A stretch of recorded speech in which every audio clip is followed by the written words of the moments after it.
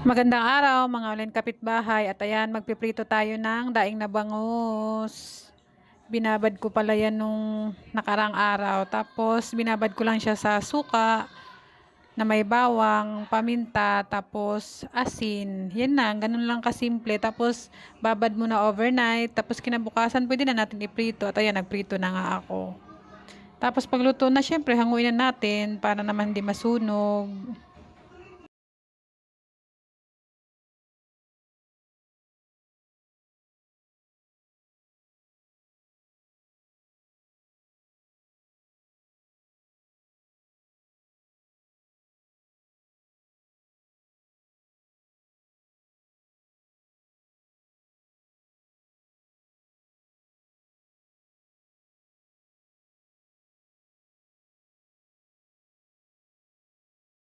Anim na hiwa lang lulutuin ko kaya ayan nagdagdag pa ako ng dalawa kasi apat lang yung kaninang nauna. Ayan tuloy lang natin pagluluto, bali second batch na yan.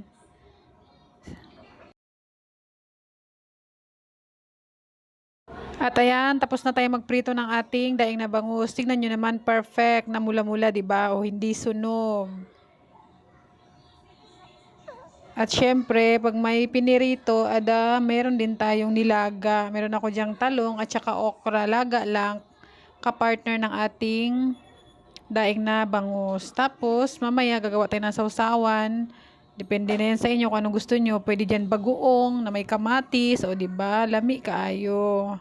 Ayan, tuloy lang natin ang pagluluto. Pag lumambot na yan, edi pwede na rin hanguin. Ganun naman kadali. Kahit bata kayang gawin yan.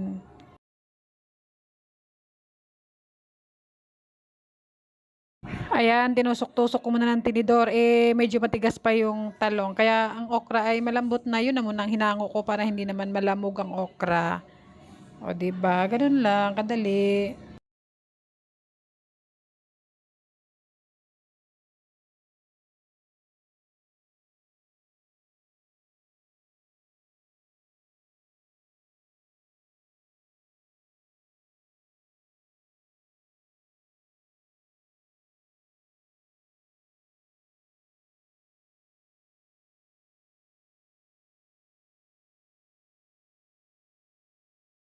Yung talong ay niluto ko pa ng mga 2 minutes pa para lumambot din yung talong.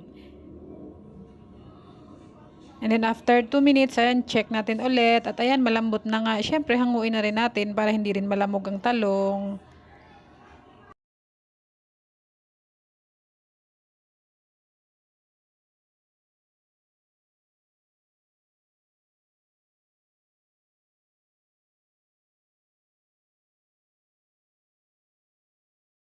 At ayan, nahango na natin lahat.